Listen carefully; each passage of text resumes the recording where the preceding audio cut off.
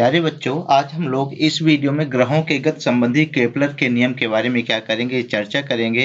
यदि हम ब्रह्मांड में देखें तो ब्रह्मांड किससे मिलकर के बना है? ब्रह्मांड में ग्रह हैं, तारे हैं, ठीक है ना? तो इसके बारे में हम क्या करेंगे कि इनकी गति कैसे होती है, उनके बारे में क्या करेंगे, इस वीडियो में हम चर्चा करेंगे। यदि हम देखें कि हमारे जो ग्रह होते हैं, इस समय जो ग्रहों की संख्या है, उन ग्रहों की संख्या हम क्या कर लें, ग्रहों की संख्या 8 है। ग्रहों की संख्या कितनी है? 8 है। तो यह जो ग्रह होते हैं हमारे कौन से? यहाँ ये 4 ग्रह, ये 4 ग्रह हैं। ये 4 ग्रह में यदि हम देखें, कहाँ से हमारा पहला ग्रह है? बृहस्पति है, सन है, ये अरुण है और ये वरुण। ये सभी क्या है? कैसे किससे मिलकर के बने हैं? गैसों से मिलकर के बने हैं, तो ये जोवियन ग्रह कहलाते हैं। इसके अलावा ये बुध है, शुक्र है, पृथ्वी है, मंगल तक इनकी संरचना पृथ्वी जैसी होती है। तो ये क्या होते हैं? हमारे स्थलीय ग्रह होते हैं, अर्थात इनकी चारों की संरचना, ये जो 4 ग्रह होते हैं, इनकी संरचना एक समान है। और ये बाकी के 4 जो हमारे ग्रह होते हैं, वह किससे मिलकर के बने हैं? गैसों से मिलकर बने होते हैं। ब्रह्मांड में जो सबसे बड़ा ग्रह है, वह कौन-सा ग्रह है? हमारा ब्रह्मांड का सबसे बड़ा ग्रह कौन-सा है? बृहस्पति है। यहाँ हम ये शनि को देखते हैं। शनि क्या है? शनि के चारों तरफ यह रिंग होती है। क्या होती है? गैसों की यह रिंग होती है। इसमें यह माना जाता है कि यह जो रिंग होती है, ये किससे मिलकर के बनी होती है? बर्फों के पार्टिकल से मिलकर के बनी होती है। हमारे ब्रह्मांड का जो यूनिक है ग्रह, वह कौन-सा है? पृथ्वी है। यदि हम इसको देखें तो यह कैसा दिखाई देता है? आकाश में नीले रंग का ग्रह दिखाई देता है और इसी में अभी तक जो जितने भी ग्रह हैं, इसी ग्रह में क्या है? जीवन संभव है। तो ब्रह्मांड के रहस्यों के बारे में समय-समय पर विभिन्न वैज्ञानिकों ने अलग-अलग सिद्धांत प्रतिपादित किया। उन सिद्धांतों को हम क्या करेंगे? चर्चा करेंगे।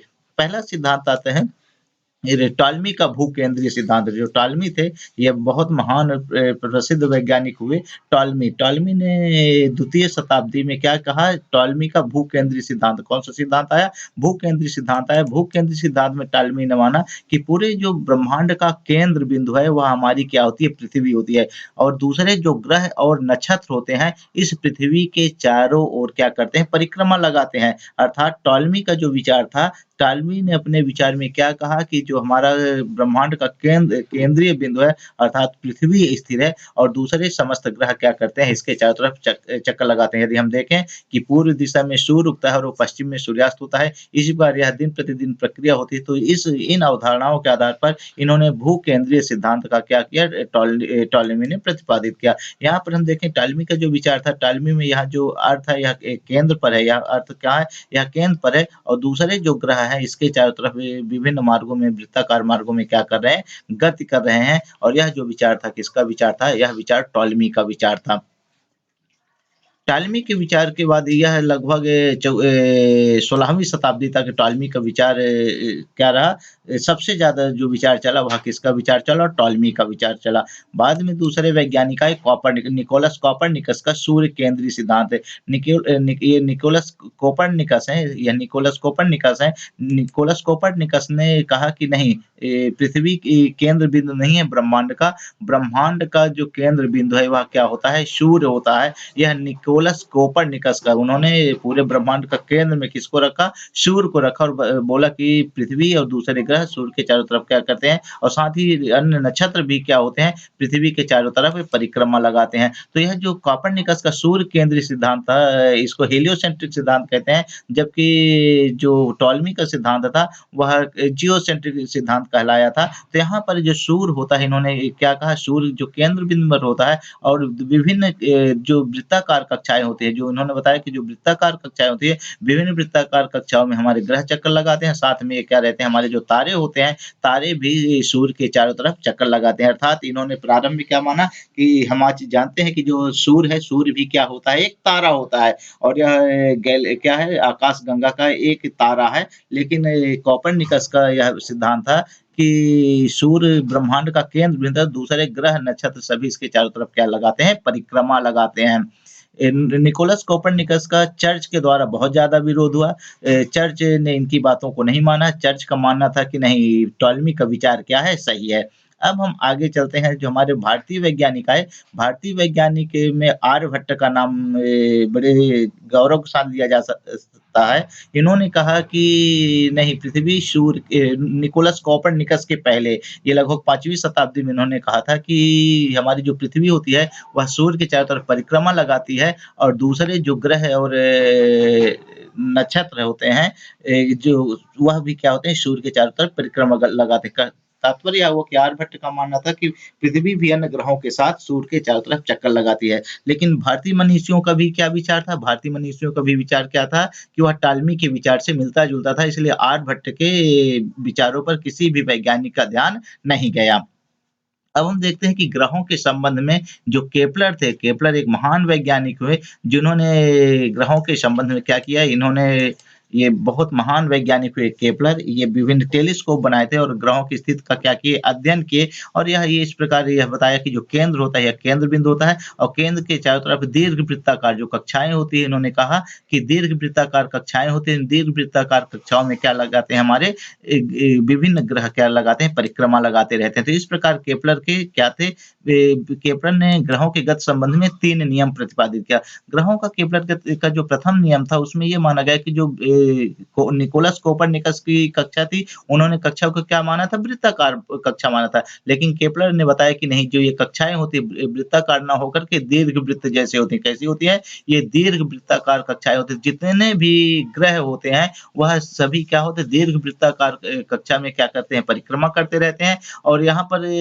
जो दीर्घवृत्त होता है, दीर्घवृत्त में 2 क्या है, फोकस होते हैं। तो इनके एक फोकस पर क्या रहता है, हमारा सूर्य रहता है। अब जब कोई ग्रह गति करना प्रारंभ करता है, तो इसमें 2 अक्ष होती है। यह जो अक्ष है, इसको हम क्या कहते हैं, दीर्घ अक्ष कहते हैं। ये जो दीर्घ अक्ष है और यह क्या होती है, लघु अक्ष है। यह क्या है, लघु अक्ष है। दीर्घ अक्ष को हम किसके द्वारा प्रदर्शित करते हैं? दीर्घ अक्ष को हम स्मॉल a के द्वारा, यहाँ किसके द्वारा प्रदर्शित करते हैं? ये जो दीर्घ अक्ष होती है, वह क्या होती है, स्मॉल a होती है और यह एक दूसरी कौन-सी है, लघु अक्ष है। लघु अक्ष को किससे प्रदर्शित करते हैं? स्मॉल b से प्रदर्शित करते हैं। तो जो हमारा फोकस होता है, वह कहाँ पर होता है? यह किसकी पोज़ीशन है? यह सूर्य की पोज़ीशन है और वह दीर्घ अक्ष में होता है। तो ये किसका मान्यता थी? यह मान्यता थी किसकी? केपलर की, कि जितने भी ग्रह होते हैं, वह किस मार्ग में परिक्रमा करते हैं? दीर्घवृत्ताकार कक्षा में क्या करते हैं? परिक्रमा करते हैं।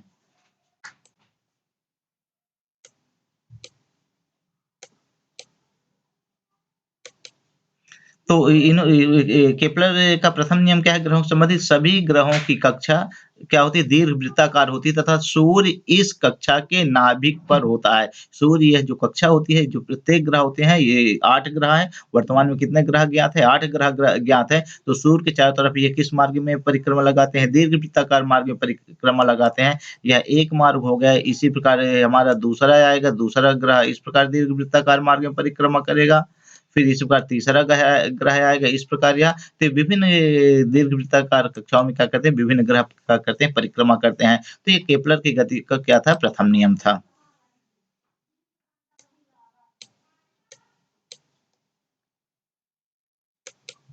केपलर के गति का जो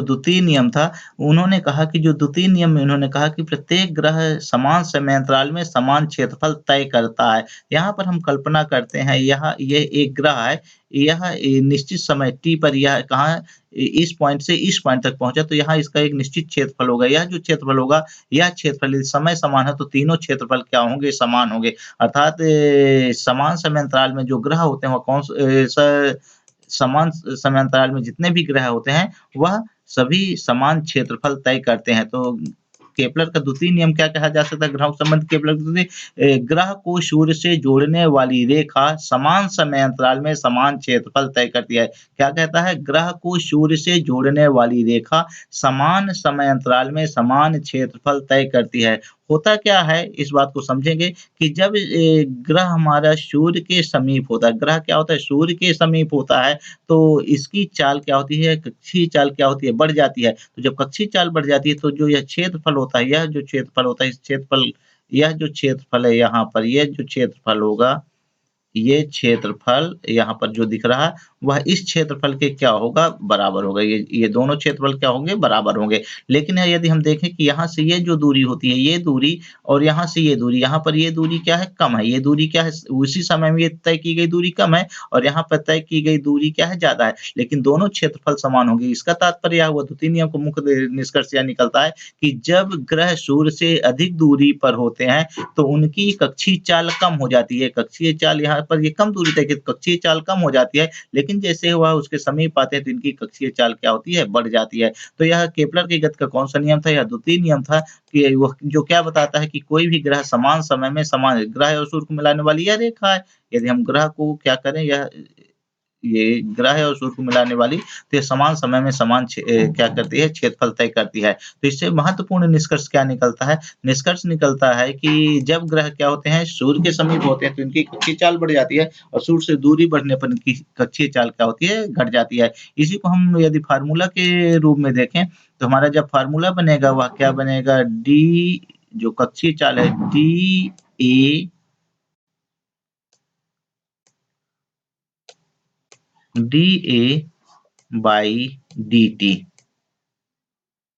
D A by D T equal to नियतांक। नियतांक यहाँ हम क्या ले लेते हैं, के ले लेते हैं। क्या है, यह नियत रहता है। कक्षीय चाल सदैव क्या रहती है, जो ग्रहों की कक्षीय चाल होती है वो क्या रहती है, सदैव नियत रहती है। इसको हम क्या करते हैं, डिराइव करते हैं। डिराइव करने के लिए क्या कंसीडर किया जाता है कि कक्षीय चाल को हम डिराइव करते हैं तो यह मान के चलते हैं कि यह हमारी क्या है, एक दीर्घ वृत्ताकार कक्षा। ये कौन सी कक्षा है, एक दीर्घ वृत्ताकार कक्षा है जिसके एक केंद्र पर इस बिंदु पर हमारा क्या होता है, सूर्य होता है। इस बिंदु पर ये हमारा यह क्या पोजीशन दिखा रहा है, यह सूर्य की पोजीशन बता रहा है। कोई भी ग्रह है वह की प्रारंभ में किस पोजीशन पर है, प्रारंभ में इसकी पोजीशन ए है और कुछ समय पश्चात इसकी पोजीशन कहाँ पर पहुंच जाती है, बी पर पहुंच जाती है। तो जब बी पर पहुंच जाती है तो इसको यदि यहाँ से मिला दे तो यहाँ पर ये दूरी को हम क्या ले लेते हैं, और ले लेते हैं। क्या ले लेते हैं, ये पोजीशन वेक्टर है और यहाँ पर यह जो कोण बनता है, यहाँ पर यह जो कोण बनता है वह क्या बनता है, डेल्टा थीटा बनता है। तो यहाँ पर यदि हम सन को क्या ले लें, हमारे सन को हम एस ले लें, क्या करें, एस ले लें तो जो हमारा त्रिभुज होगा एस ए बी, यह पॉइंट क्या है, या ए है। यह पॉइंट क्या है हमारे पास, यह पॉइंट ए है, यह पॉइंट ए और यह पॉइंट क्या है, बी है। ये पॉइंट को हम क्या कंसीडर करें, बी कंसीडर करें। तो हमारा एस ए बी, यह जो त्रिभुज होगा, जो त्रिभुज का क्षेत्रफल होगा वो परिवर्तित होता रहता है। तो डेल्टा ए बराबर half R into R delta theta, 1/2 आधार गुणे ऊंचाई से यह फार्मूला निकलेगा, 1/2 R into R delta theta. R R का मल्टीप्लाई कर देंगे तो क्या हो जाएगा, delta equal to 1/2 R square delta theta हो जाएगा। डेल्टा थीटा कौन सा है, कोणीय विस्थापन है। डेल्टा थीटा क्या है, कोणीय विस्थापन है। अब हम दोनों तरफ डेल्टा में डेल्टा टी को क्या करते हैं, डिवाइड करते हैं तो ये delta A by delta T हो जाएगा। इधर 1/2 यहाँ क्या आर स्क्वायर, यहाँ डेल्टा थीटा बटा क्या हो जाएगा, डेल्टा टी हो जाएगा। यदि हम यहाँ पर क्या करें, डेल्टा टी टेंस टू, ध्यान रखना है ये डेल्टा टी की वैल्यू बहुत कम ले लें। डेल्टा टी को हम किसके इक्वल लेते हैं, यहाँ पर समझ लेना है। डेल्टा टी टेंस टू 0, मतलब जो समयांतराल है वह क्या हो जाए, दिस टेंस टू 0, यह टेंस टू 0। यदि इसकी वैल्यू बहुत कम हो तो यहाँ क्या हो जाएगा, limit delta T tends to 0, delta A by delta T को क्या लिखते हैं, D A by D T लिखते हैं। इसका limit delta T tends to 0, delta theta by delta T को क्या लिखते हैं, D theta by D T रखते हैं। तो इस प्रकार यहाँ जो यह इक्वेशन नंबर 2 था हमारा, इक्वेशन नंबर क्या था, 2 था। इक्वेशन नंबर 2 क्या था, delta A by delta T half R square delta theta by delta T. यदि हम दोनों तरफ लिमिट ले लें तो यह इक्वेशन किस प्रकार बदल जाएगा, इक्वेशन नंबर हमको 3 मिल जाएगा। यदि समयांतराल कम हो तो क्या होगा, D A by D T equal to half R square D theta by D T. लेकिन हमको पता है कि जो ओमेगा होता है, कोणीय वेग क्या होता है, कोणीय विस्थापन की दर को हम क्या कहते हैं, कोणीय वेग कहते हैं। तो ओमेगा बराबर d theta by D t. तो जहाँ d theta by D t है, d theta by D t का स्थान में क्या रख दिया गया, ओमेगा रख दिया। क्या रख दिया गया, ओमेगा रख दिया गया। अब हम जानते हैं जो कोणीय संवेग होता है, क्या होता है, जो कोणीय संवेग होता है, कोणीय संवेग को हम किससे प्रदर्शित करते हैं, एल से प्रदर्शित करते हैं। यह कोणीय संवेग हमारा एल बराबर क्या होता है, आई ओमेगा। यह क्या होता है, ओमेगा, आई ओमेगा, यह क्या होता है, कोणीय संवेग होता है। आई बराबर क्या होता है, एम आर स्क्वायर होता है। आई बराबर M R square, I equal to, यह ग्रह का क्या है, एम आर स्क्वायर। यह ग्रह का जड़त्वागुण है, ग्रह का जड़त्वागुण। तो जहाँ आई है, आई के स्थान में क्या पुट कर दिया गया, आई के स्थान में हम पुट कर दें एम आर स्क्वायर, तो हमारा जो समीकरण हो जाएगा एल बराबर I omega, I M R square, omega omega बराबर यहाँ से निकला तो L upon M R square, L upon M R square, L क्या है, कोणीय संवेग है, एम आर स्क्वायर। तो d A by D T equal to क्या हो जाएगा, d upon d A equal to half R square into this, ये आर स्क्वायर, यहाँ से आर स्क्वायर कैंसिल हो जाएगा, तो d A by D T क्या होता है, एल अपान टू एम। यहाँ पर एल अपान टू एम कैसी राशि मिलती है, एक नियत राशि मिलती है। यह एल अपान, यह हमारा कोणीय संवेग भी क्या रहता है, इस निकाय के लिए नियत रहता है, और यम द्रव्यमान दोनों नियत राशि है। चूंकि ये दोनों नियत राशि है तो यहाँ पर क्या होगा, एल अपान टू एम नियत राशि होगा, तो डी ए अपान डी टी क्या रहता है, नियतांक मिलता है। क्या मिलता है, नियतांक मिलता है।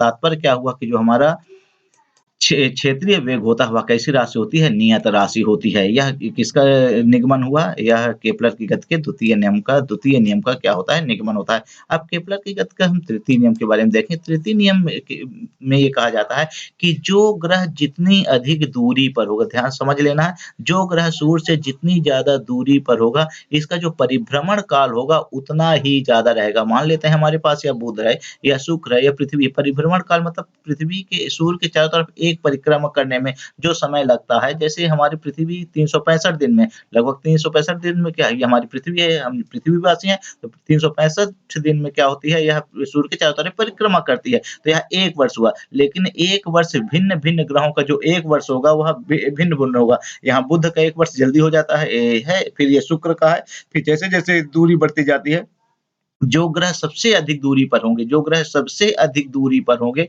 उनका जो परिक्रमण काल होगा वह क्या होगा, सबसे अधिक होगा। आपने सुना होगा कि ब्रह्मा जी का जब एक दिन बीतता है तो यहाँ के जब 100 वर्ष हो जाते हैं तो ब्रह्मा दिन का एक दिन बीतता है, इसका मतलब व्यतीत होता है। इसका तात्पर्य क्या हुआ, इसका तात्पर्य यह हुआ कि वह जो इस ग्रह में बैठा है व्यक्ति, या कोई भी व्यक्ति कहाँ बैठा है, अंतिम ग्रह में बैठा है, तो यदि यह 100 वर्ष जीता है यहाँ वाला, तो ये पृथ्वी की तुलना में यह ये क्या हो जाएगा, कई 100 वर्ष जी चुका रहेगा। तो इस प्रकार हम देखेंगे कि जो भिन्न भिन्न ग्रह होते हैं, भिन्न भिन्न ग्रह होते हैं, यदि इनका परिभ्रमण काल देखें, परिभ्रमण काल क्या है, टी है, और इनकी जो दीर्घ अक्ष है, कौन सी अक्ष है, दीर्घ अक्ष, तो दीर्घ अक्ष, अर्ध दीर्घ अक्ष क्या है, आर है। तो यहाँ पर हम इसकी घात 3 करें और यहाँ पर इसकी घात 2 करें तो तृतीय नियम कहते हैं। कौन कहते हैं, केपलर ने कहा कि जो परिक्रमण काल का वर्ग है उनके दीर्घ अक्ष के घन के क्या होता है, अनुक्रमानुपाती होता है। यह क्या था, केपलर की गति का तृतीय नियम था। केपलर की गति के तृतीय नियम को हम समझने की कोशिश करते हैं। जो कथन है केपलर, ये क्या लिखा है, केपलर का तृतीय नियम। केपलर गति, ग्रह द्वारा सूर्य की परिक्रमा के कक्षीय अवधि का वर्ग अर्घ दीर्घ अक्ष, ध्यान रखना है, अर्घ दीर्घ अक्ष के क्या होता है, समानुपाती होता है। अर्घ दीर्घ अक्ष के क्या होता है, समानुपाती होता है। मीन जो हमारी ये क्या है, ये क्या है हमारा परिक्रमण काल का वर्ग है, T square is directly proportional to अर्घ दीर्घ अक्ष, यदि आर हो तो क्या हो जाएगा, आर क्यूब, ये आर क्यूब। यदि प्रोपोर्शनल सिंबल हटाते हैं तो क्या हो जाएगा, टी स्क्वायर इक्वल टू के आर क्यूब, क्या हो जाएगा, के आर क्यूब। तो यहाँ को कह सकते हैं कि जो T square upon T square upon R cube होगा, T square upon R cube, यह क्या हो जाएगा, बराबर नियतांक, बराबर क्या हो जाएगा, नियतांक। यही केपलर की गति का कौन सा नियम है, यह तृतीय नियम है, नियतांक है, यदि सीधा नियतांक, नियतांक।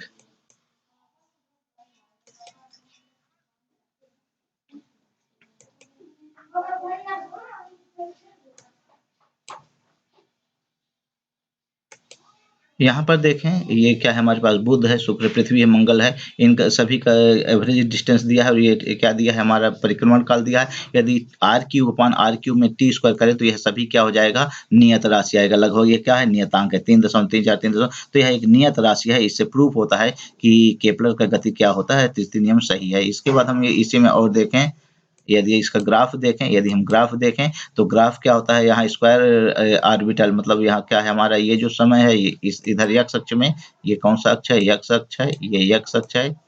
x अक्ष में क्या लिया गया है, टी स्क्वायर लिया गया है, ये टी स्क्वायर लिया गया, ये टी स्क्वायर लिया गया है। और जो y अक्ष है यहाँ पर क्या ले लिया गया है, आर क्यूब ले लिया गया है। इसमें क्या लिया गया है, आर क्यूब लिया गया है। तो ये एक सीधी रेखा मिलती है, क्या मिलती है, विभिन्न ग्रहों के लिए कैसी रेखा है, सीधी रेखा है। Means R cube upon T square क्या होता है, सदैव नियत राशि होती है, एक सीधी रेखा मिलती है, यह क्या होगा, सीधे अनुक्रमानुपाती होगा। अब हम देखेंगे तृतीय नियम का हम क्या कैसे करते हैं कि निगमन कैसे करते हैं, तृतीय नियम का निगमन कैसे किया जाता है, यह बहुत इंपॉर्टेंट क्वेश्चन है कि क्या है, केपलर की गति के तृतीय नियम का क्या कीजिए, निगमन कीजिए। तो तृतीय नियम का निगमन करने के लिए क्या बनाया जाता है, यहाँ पर एक हम जो हमारा यहाँ यह जो मार्ग है वह क्या दीर्घवृत्त न मान करके क्या माना जाता है, लगभग वृत्ताकार मान लिया जाता है। वृत्ताकार यहाँ यह जो बिंदु है, यह बिंदु यहाँ पर क्या होगा, यहाँ पर हमारा सूर्य होगा और इस बिंदु पर हमारा क्या होगा, ग्रह होगा। सूर्य का जो द्रव्यमान होगा, यह सूर्य का द्रव्यमान कैपिटल एम लेंगे, सूर्य का द्रव्यमान क्या ले लेंगे, कैपिटल एम ले लेंगे। और जो ग्रह है, ग्रह के द्रव्यमान को क्या ले लेते हैं, स्मॉल एम लेते हैं। ये किसका द्रव्यमान है, ग्रह का द्रव्यमान है। और यह जो कक्षीय चाल है, इसकी क्या है, कक्षीय चाल, जो ग्रह की कक्षीय चाल है वो क्या ले ली जाती है, वी वेक्टर। ये क्या ले ली जाती है, वी वेक्टर ले ली जाती है। ये पहली स्थिति है। अब हम देखते हैं कि ग्रह और सूर्य के बीच लगने वाला जो गुरुत्वाकर्षण बल होगा, गुरुत्वाकर्षण बल क्या होता है, ये गुरुत्वाकर्षण होगा F बराबर capital G capital M M upon R square, अर्थात दोनों पिंडों के द्रव्यमान के गुणनफल के अनुपाती एवं उनके बीच की दूरी के वर्ग के व्युत्क्रमानुपाती होता है। तो F बराबर G M M upon R square, ये कौन सा है, ये न्यूटन के गुरुत्वाकर्षण नियम से आया। अब कोई भी पिंड वृत्ताकार मार्ग में कब गति कर पाएगा, जब उसको क्या मिलेगा, अभिकेंद्र बल मिलेगा। तो हमको पता है जो अभिकेंद्र बल होता है वह क्या होता है, mv स्क्वायर अपान आर। ये कौन सा बल होता है, ये अभिकेंद्र बल होता है। ये अभिकेंद्र बल ग्रहों को कहाँ से मिलता है, ये अभिकेंद्र बल ग्रहों को गुरुत्वाकर्षण बल से मिलता है। गुरुत्वाकर्षण बल, दोनों बल बराबर हो जाते हैं, ये दोनों क्या बल बराबर हो जाते हैं। यहाँ से एक आर और एक आर क्या हो जाता है, ये एक आर कैंसिल हो जाता है। इसी प्रकार यहाँ से स्मॉल एम और स्मॉल एम क्या हो जाता है, कैंसिल हो जाता है। तो ये V square equal to G M upon क्या हो जाएगा, आर हो जाएगा। जी एम अपान क्या हो जाएगा, जी एम अपान आर। लेकिन वी इक्वल टू हम जानते हैं जो कक्षीय चाल होती है वो क्या होती है, इसकी परिधि, जो परिधि होगी वो 2 पाई आर होगी और एक पूरी परिक्रमा करने में जो समय लगेगा वो क्या लगेगा, टी लगेगा। तो V equal to 2 pi R upon क्या हो जाएगा, टी हो जाएगा। तो यहाँ वी स्क्वायर, यहीं से हम क्या करते हैं, वी स्क्वायर करते हैं तो ये 4 pi square R square upon T square. यदि वी स्क्वायर के स्थान में ये वैल्यू पुट करें 4 pi square R square upon T square equal to G M upon R और क्रॉस मल्टीप्लाई करें तो यहाँ से टी स्क्वायर इक्वल टू क्या आता है, 4 pi square R cube upon G M. यह पूरी क्वांटिटी क्या होती है, यहाँ पर ये 4 पाई आर स्क्वायर जी एम, यह कैसी क्वांटिटी है, यह कांस्टेंट है। ये पूरी चीज क्या है, कांस्टेंट है। तो यह T square directly proportional to क्या हो जाएगा, R cube. T square directly proportional to क्या हो जाएगा, आर क्यूब। आर इसी को हम कह सकते हैं T square upon R cube equal to क्या हो जाएगा, नियत राशि हो जाएगा। यही क्या है, केपलर की गति का तृतीय नियम है। यह केपलर की गति का तृतीय नियम है। तो केपलर गति के यदि तृतीय नियम का निगमन आता है तो इस क्वेश्चन को हमको करना है। अब हम देखते हैं कि विभिन्न समय में विभिन्न वैज्ञानिकों ने ग्रहों के संबंध में पहला विचार किसका आया था, मैंने इस वीडियो में देखा। पहला विचार किसका आया था, टॉलमी का विचार आया था। टॉलमी ने कौन सा सिद्धांत दिया, टॉलमी का जो सिद्धांत था वह कौन सा सिद्धांत था, भूकेंद्रीय सिद्धांत टॉलमी ने दिया था। दूसरा आर्यभट्ट ने 6वीं शताब्दी में उन्होंने बताया कि इन्होंने भी सूर्य केंद्रीय सिद्धांत का प्रतिपादन किया। बाद में आर्यभट्ट के कामों पर किसी का ध्यान नहीं गया तो निकोलस कोपरनिकस ने, पूरा विश्व किसको जानता है कि जो निकोलस कोपरनिकस थे उन्होंने क्या दिया था, सूर्य केंद्रीय सिद्धांत दिया। इसके बाद टाइको ब्राहे ने क्या बताया कि इन्होंने ग्रहों और नक्षत्रों की क्या बताया, निश्चित पोजीशन, एक्यूरेट इनकी स्थान बताया। फिर केपलर ने ग्रहों की गति के संबंध में कितने नियम का प्रतिपादन किया, 3 नियमों का प्रतिपादन किया। इसके बाद हम देखते हैं कि इन्हीं केपलर के ग्रहों का उपयोग करते हुए न्यूटन ने कौन सा गुरुत्वाकर्षण के लिए ग्रहों के संबंध में गुरुत्वाकर्षण का नियम प्रतिपादित किया। तो हम अगला चर्चा करेंगे कि केपलर के तृतीय नियम की सहायता से हम गुरुत्वाकर्षण नियम को किस प्रकार निगमित कर सकते हैं। तो गुरुत्वाकर्षण के परीक्षा में अलग से क्वेश्चन पूछा जाता है कि केपलर के गति के नियम का उपयोग करते हुए किसके नियम का निगमन करना है, न्यूटन के गुरुत्वाकर्षण नियम का निगमन करना है। इसको करने के लिए हम फिर से जो पूरी की पूरी जो पाथ है, इस पाथ को क्या माना जाएगा? यहाँ जो पाथ है, इस पाथ को लगभग ये वृत्ताकार माना गया है। यह क्या है? एक वृत्त है। वृत्त के केंद्र पर क्या होता है? यहाँ सूर्य है। या इसकी पोजीशन, किसकी पोजीशन बता दिया? यह सूर्य की पोजीशन बताया कि ये हमारा ये किसकी पोजीशन है? यहाँ पर सूर्य होता है और यहाँ पर केंद्र बिंदु पर, और यहाँ पर हमारे क्या होते हैं? ग्रह होते हैं। अब जब ग्रह इसके चारों तरफ परिक्रमा करेंगे तो ग्रहों की परिक्रमा करने के लिए किस बल की आवश्यकता होगी? हमको अभिकेंद्र बल की आवश्यकता होगी। तो अभिकेंद्र बल क्या हो जाएगा? F बराबर mv²/r। m क्या होगा? ग्रह का द्रव्यमान है, v क्या है? इसकी कक्षीय चाल है, और r क्या है? इनके बीच की ये त्रिज्या होगी। r क्या हो जाएगी? त्रिज्या होगी। यदि हमारा एक पूरा परिक्रमा करने में कितना समय लगता है? t समय लगता है। तो कक्षीय चाल की गणना कैसे करते हैं? v बराबर 2πr/t। तो यहाँ पर जहाँ v है, v के स्थान पे हम क्या रख दें? इसको v² कर दें तो 4π²r²/t²। इस वैल्यू को पुट करेंगे तो यहाँ से f आया।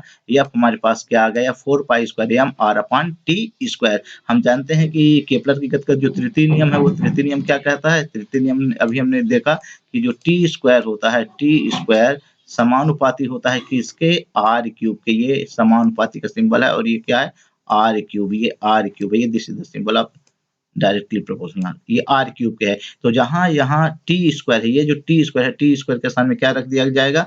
kr³ रख दिया जाए। क्या रख दिया जाए? kr³ रख दिया जाए। तो F = 4π²mr/kr³। एक r गेट कैंसिल हो जाएगा तो यह हो जाएगा m/r²। यह जो राशि है, यह राशि क्या मिलेगी? यहाँ पर 4π²k यह नियत राशि मिलेगी। तो हम कहेंगे F is directly proportional to, यहाँ पर यह समीकरण है, F is directly proportional to m/r²। अर्थात जो गुरुत्वाकर्षण बल होगा वह किसके, जो हमारा ग्रह है, ग्रह के द्रव्यमान के अनुपाती होता है और उसकी दूरी के वर्ग के व्युत्क्रमानुपाती होता है। जितना बल सूर्य ग्रह पर लगाएगा उतना ही बल ग्रह सूर्य पर लगाता है, क्योंकि प्रत्येक क्रिया के बराबर विपरीत प्रतिक्रिया होती है। ये न्यूटन गति का तृतीय नियम है। तो इस प्रकार एक दूसरे के बराबर बल लगाते हैं ग्रह और सूर्य, और इस प्रकार इस बल के द्वारा क्या रहते हैं? प्रत्येक ग्रह सूर्य से बंधा हुआ है और यह बल क्या होता है? गुरुत्वाकर्षण बल है। F बराबर G स्मॉल m/r²। m क्या है? यहाँ सूर्य का द्रव्यमान है और यह स्मॉल m क्या है? ग्रहों का द्रव्यमान है। लेकिन यह गुरुत्वाकर्षण बल ब्रह्मांड के किन्हीं भी दो पिंडों के लिए लागू होता है जिनमें कुछ क्या हो? द्रव्यमान हो। तो न्यूटन क्या है? केपलर की गति के तृतीय नियम को उपयोग करते हुए, केपलर की गति के तृतीय नियम को उपयोग करते हुए हम क्या करते हैं? न्यूटन के कौन सा गुरुत्वाकर्षण बल का क्या कर सकते हैं? निगमन कर सकते हैं। तो देखें यह वीडियो में महत्वपूर्ण चीजें क्या-क्या हमने सीखा कि केपलर की गति का क्या नियम है, उसके द्वितीय नियम का किस प्रकार निगमन करेंगे, तृतीय नियम का किस प्रकार निगमन करेंगे, और न्यूटन के किस नियम का, गुरुत्वाकर्षण नियम का केपलर की गति के द्वारा कैसे निगमन करते हैं। आशा ही नहीं, पूर्ण विश्वास है कि यह वीडियो आपके लिए उपयोगी होगा। यदि वीडियो पसंद आए तो इसे लाइक करिए, शेयर करिए और चैनल को सब्सक्राइब करिए। Thank you.